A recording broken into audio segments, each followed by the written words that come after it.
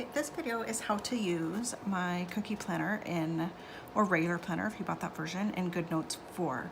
So if you happen to already have Goodnotes 4, I wanted to make sure that you knew how to use it on that platform. If you don't have Goodnotes yet, I would definitely recommend buying Goodnotes 5 instead of Goodnotes 4 from the App Store. But I'm going to show you how to use Goodnotes 4. It is already imported. I had another video telling you how to import the planner in both Goodnotes 4 and Goodnotes 5. Let's go home. So the front page of the planner, and let's go in this mode. We are not in edit mode. Here, if we click on the pin, we are in edit mode. So here the tabs will work. If you're in a pin, you're actually just going to end up writing on the tabs and the tabs won't work. You don't want to do that. You want to make sure if you want to move around the planet that your pin is off like that. Okay, so to use this, I would write in an order. Let's do Mary now. Mary's going to have a retirement order for 30 cookies.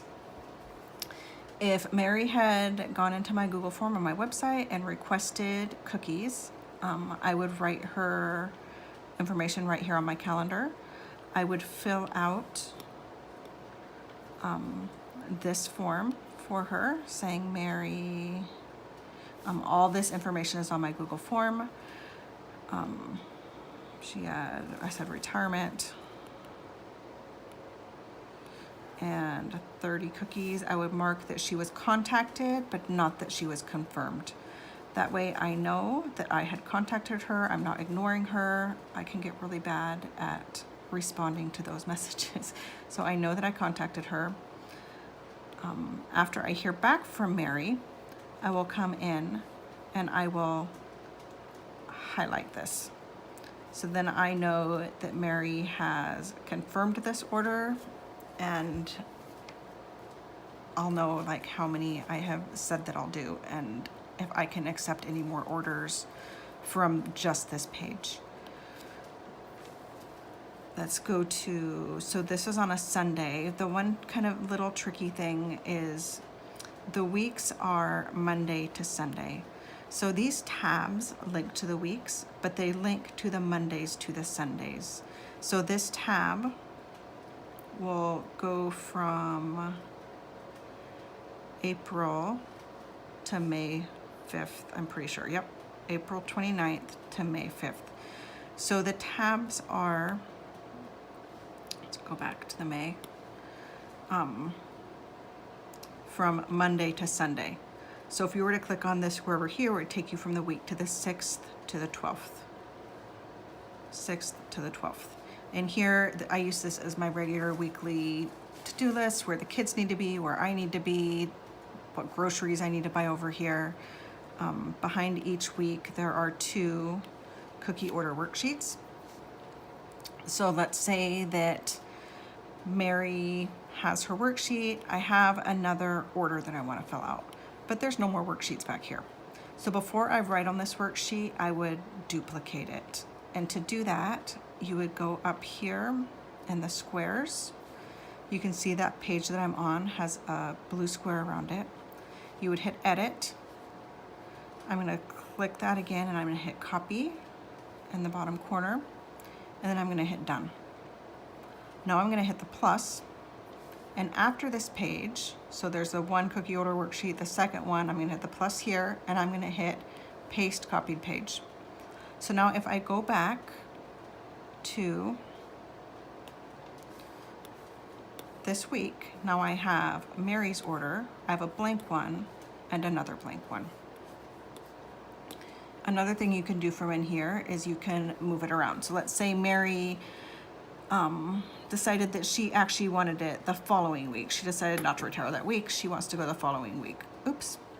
So you push on that, you hold it, and you just drag her right down to the next week. And now she will be in the 2nd week of May. So let's see if that worked. So here we have the 1st week of May, Mary is gone. 2nd week of May, she's there. What else? So I showed you how to edit. You can write, oops, I made the mistake. So I was not in edit mode. This was off. So you need to go on the pen. If you click it again, you can change the color of the pen. There's my favorite color, green. You can change the thickness of the pen. So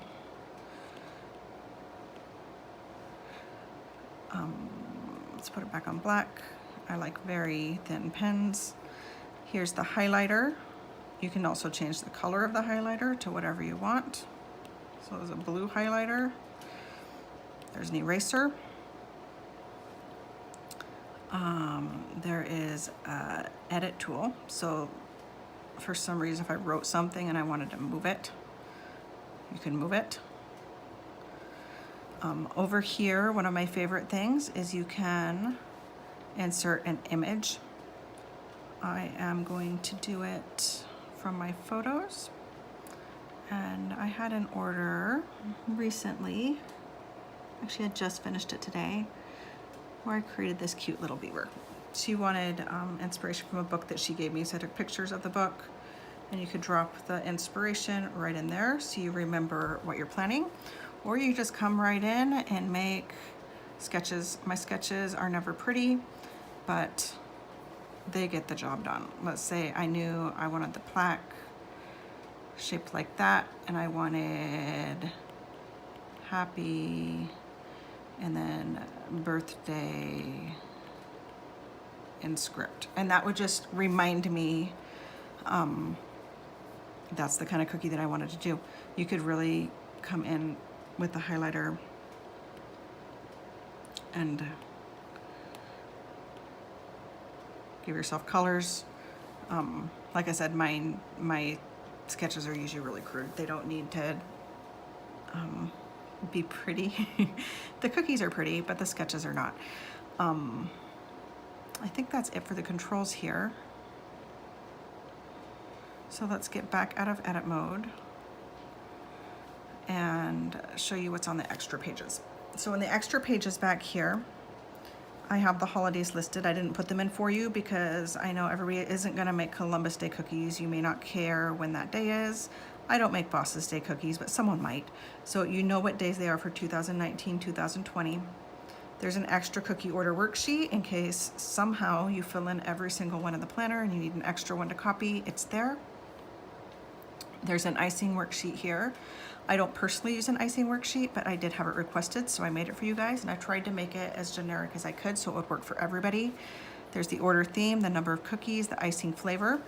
Down here I have the color, the food color notes, so I would write here what food coloring I used to get that color, the number of cookies, and then mark if you need flood, piping, stiff, or floral consistencies. You would put an X in what you need, and you would write in whether you do ounces or whether you do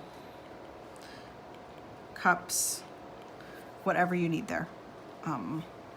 You kind of know how much icing you need and how you do that. So I didn't want to force anybody to use ounces or any other kind of measurements. On the next page is the class planning worksheet, and again I tried to make it really generic. I have class theme, date, time, price, sketches. I know this sketch area may not be big enough. If it's not, or even if the sketch area isn't big enough on the order worksheets, you can always take one of the blank pages that's a little bit further back and just move it right behind the page and keep sketching. I have a checklist, a very long checklist. I don't know how much room everybody would need for prep work and items needed for the class day. I would highly suggest, if you do classes a lot, that you fill in your prep work and items needed, the stuff you need every time, and then duplicate this. So then you're not writing the list every single time. That's at least how I would do it if and when I ever get around to teaching classes. The second page is the class roster. There are lots of places there to fill it in, and another place for notes or more sketches. And then the last pages is I have two dot grid pages and 2 blank pages that again you could edit, copy,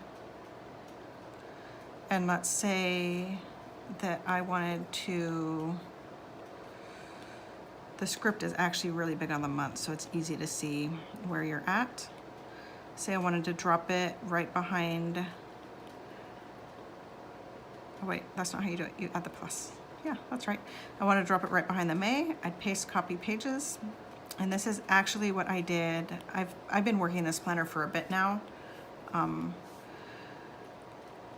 This is what I did for my Mother's Day orders, is I just dropped a blank page right here. I came in, I wrote Mother's Day ideas, and then I dropped in images that gave me ideas, and I sketched out some stuff and wrote in colors that I wanted to use, and really just narrowed down what I wanted to offer for Mother's Day. I think that is it. Again, this was for Goodnotes 4. The way you can tell what you have, Goodnotes 4 has a straight line at the bottom. Goodnotes 5 has a wavy line at the bottom.